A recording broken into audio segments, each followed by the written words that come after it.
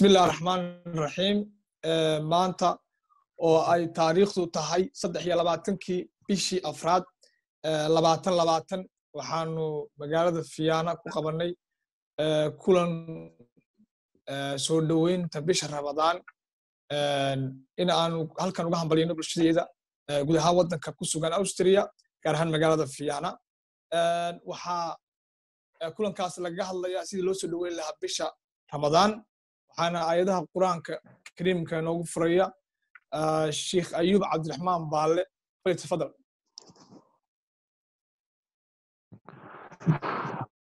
السلام عليكم ورحمة الله وبركاته. أعوذ بالله من الشيطان الرجيم. بسم الله الرحمن الرحيم. أعوذ بالله من الشيطان الرجيم. يا أيها الذين آمنوا كتب عليكم الصيام كما كتب الذين من قبلكم لعلكم تتقون أياما معدودات فمن كان منكم مريضا أو على سفر فعدة من أيام أخر وعلى الذين يطيقونه فدية طعام مسكين فمن تطوع خيرا فهو خير له وأن تصوموا خير لكم إن كنتم تعلمون شهر رمضان الذي أنزل فيه القرآن هدى للناس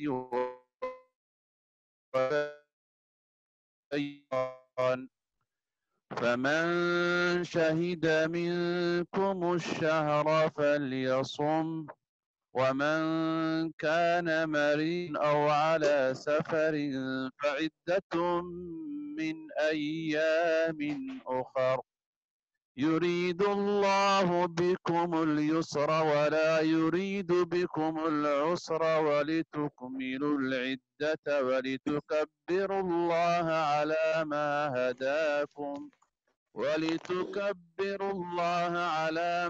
هداكم ولعلكم تشكرون وإذا سألك عبادي عني فإني قريب أجيب دعوة الداعي إذا دعان فليستجيبوا لي وليؤمنوا بي لعلهم يرشدون صدق الله العظيم. kaasna wuxuu ahaa Sheikh Abdulrahman Baalle oo aayadihii quraanka inoogu furay waxaa kulanka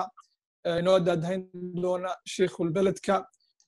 Sheikh Hussein Maxamed Makaraan oo hambaliyada macallin Makaraan oo hambaliyadii Ramadaanta iyo inoo sii daadahayn doona ku soo dhaw fadlan. بسم الله الحمد لله والصلاة والسلام على رسول الله صلى الله عليه وسلم. ولا ليال وحندكم السلام يا سلامة إسلامك السلام عليكم ورحمة الله وبركاته. إلهي سبحانه وتعالى أيام هاد بدن نقول كل مية قابتان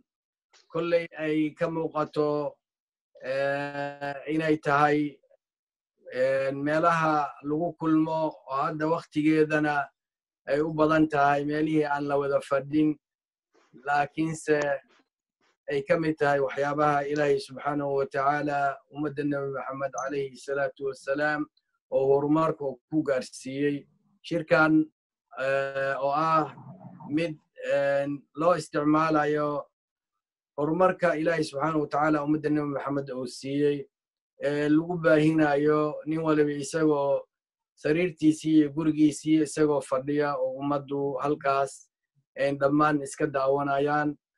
wa in dalla hada waxay haddii ay wax kale kuma tusinayso waxay ku tusinaysaa nicmooyinka ilaahay subxaanahu wa tacaala oo wax badan qur'aankiisa uu noogu tilmaamay calaa sururin mutaqaabiliin dadka mu'miniinta jannada marka ay galaan iyaga oo sariirahooda fadhiya ayay sidoodaas ay u wada hadlayaan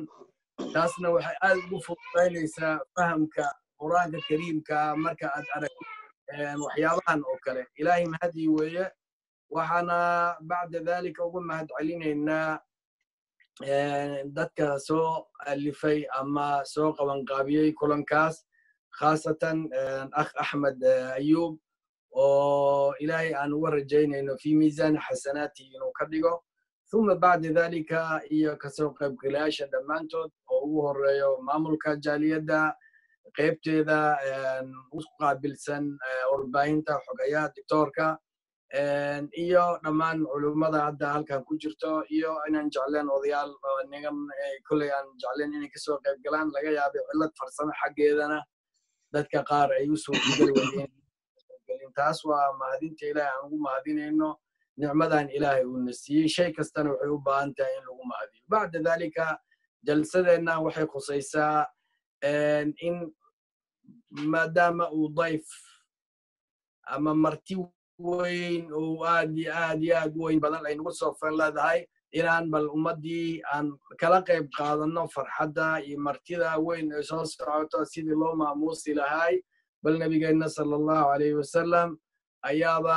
markii ramadaanka maalintii uu curanayay ummadda ayaa si gaar ahaaneed ayuu ugala hadlay waxauna u tilmaamay in uu khudbad uga jeediyey dadka muslimiinta intan uusan ramadaanka uusan dhalan marka tanna marka waxa weeye annagana sida ilaahay uu yiri laqad kaana lakum fi rasuulillahi uswatun xasana annagoo nebiga ku daysanayna calayhi salaatu wasalaam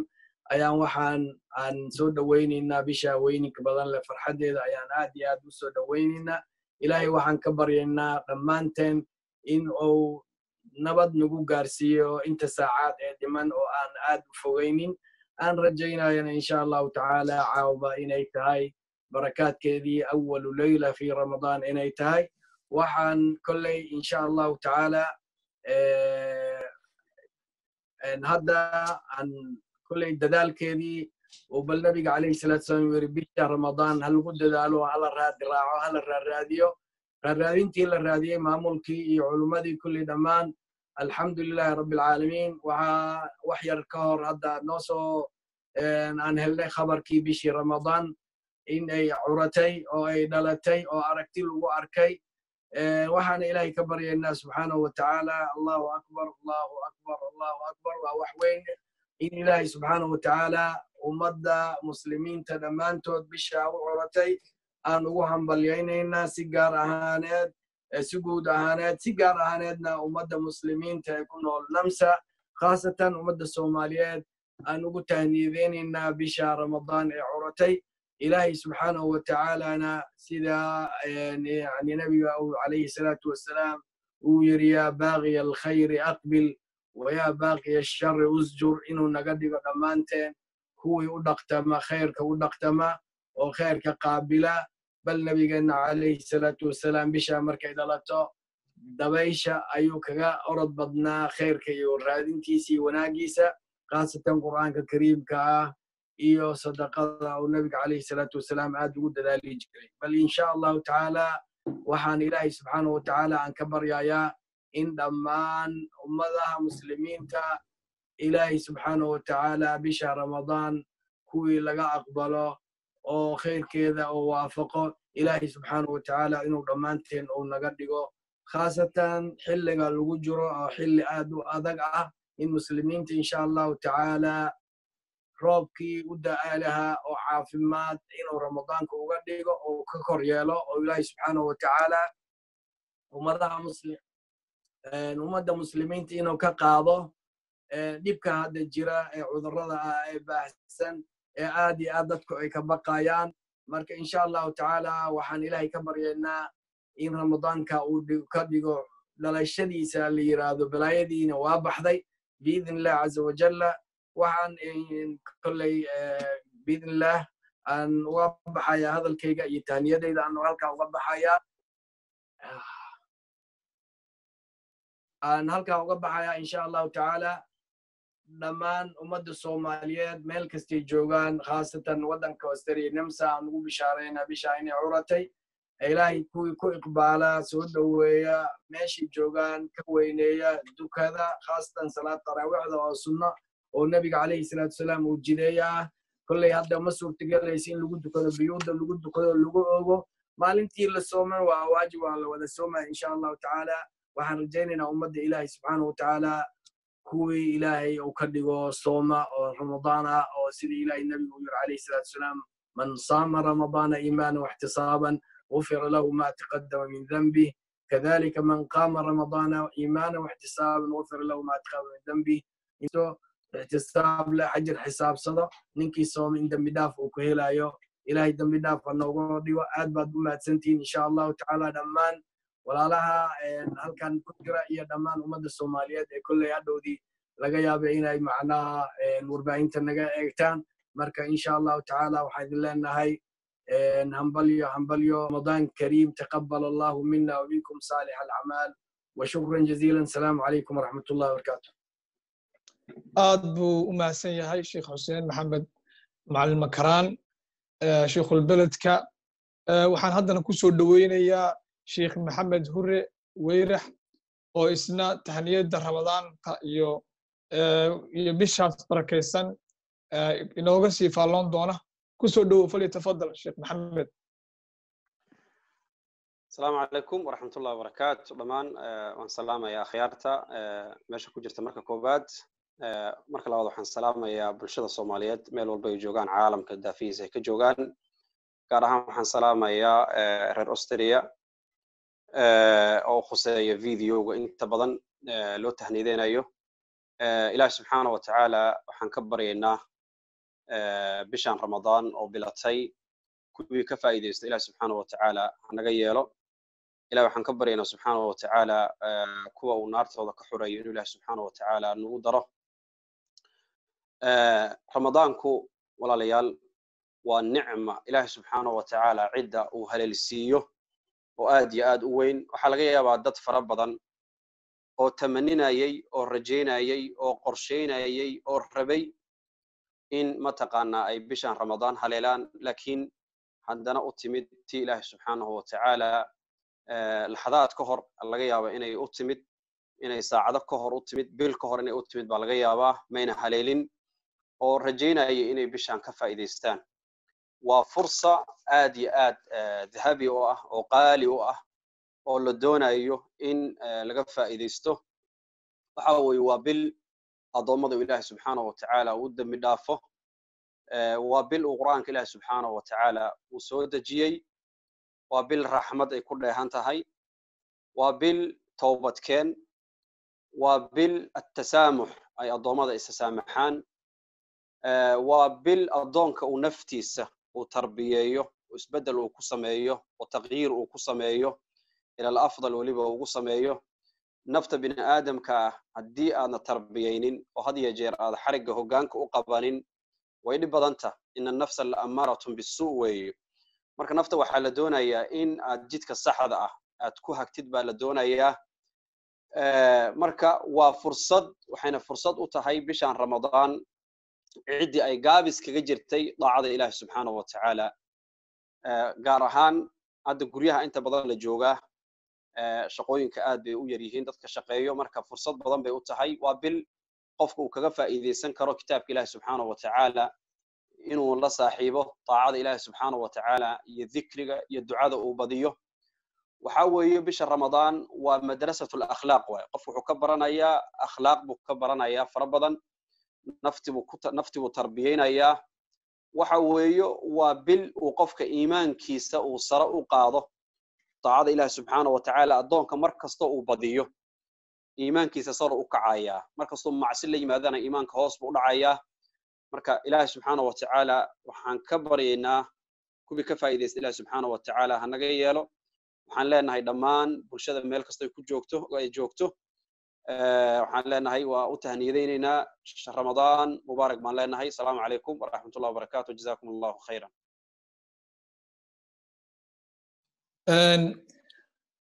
aad buu mahadsan yahay sheekh maxamed horeweyrax waxaan haddana ku soo dhoweynayaa macalin mukhtaar cabdulqaadir cabdillaahi oo ah wakiilka inoo fadhiya hay-adda arrimaha diinta ee Austria isna siduu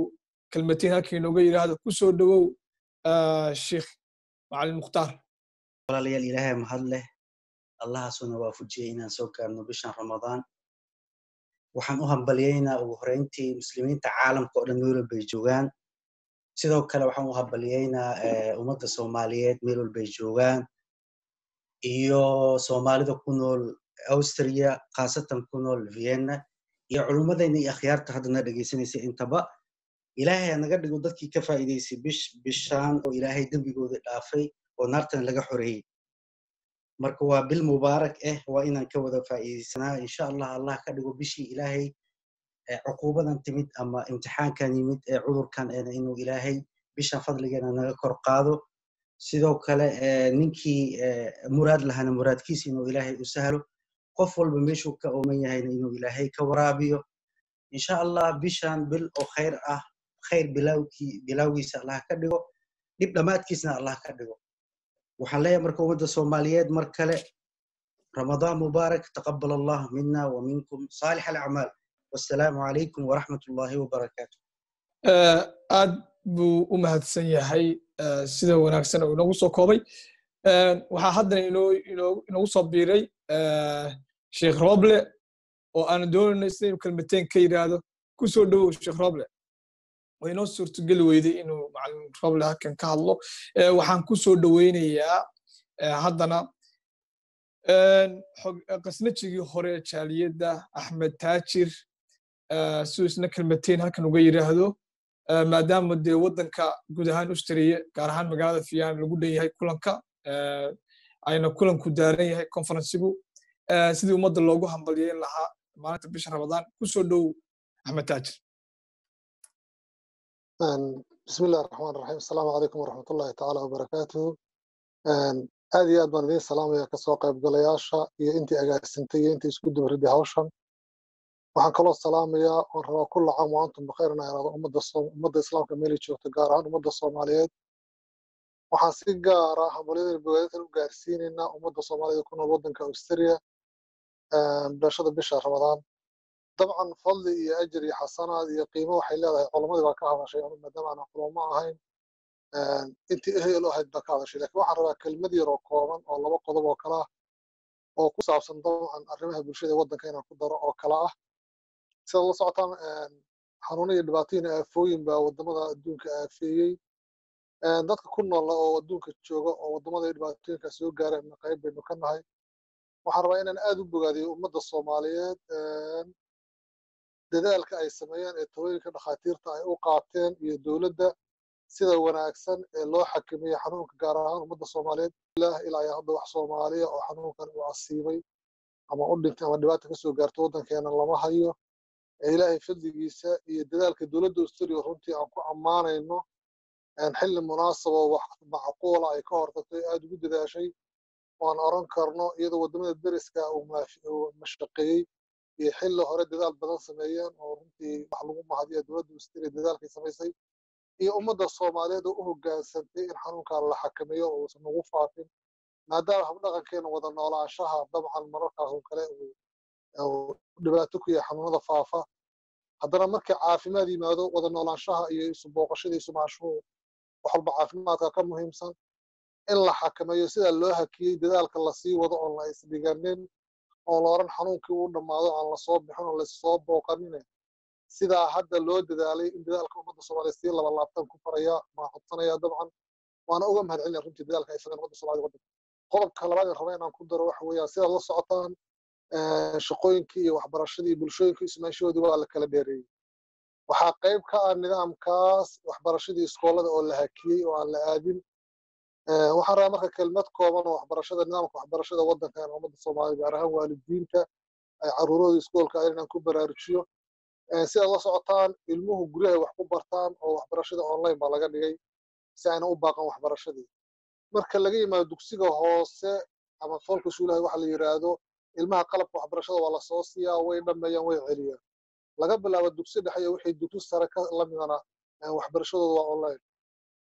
waxyaabaha la isweydiin karo waxaa ka mid ah inkastoo ayna weli wasaaradda waxbarashada iyo dowladda Australia go'aan ay soo saartay runtii aanan maqal laakiin haddana aan ku darsanayaa haddii ilaa ay hadda xilli fikis oo laleeyahay xilligaas waxbarashadu dalka waa lagu soo laabanaya lama hayo warbixin maanta aan akhrinaya waxaa ku qornay dadka fasalada afaraad dugsi hoose fasalka u dambeeya iyo dugsi dhexe fasalka u dambeeya ee sanadka dambe iskoolla kala aadaya in laga yaabo in loo furo bartamaha bisha soo socota ama dhammaadkeeda laakiin sida caadiga iskooladu xilli ay furmayaan oo ofishaal oo dalkuna ay ka wada furmayaan fasal walba lama oga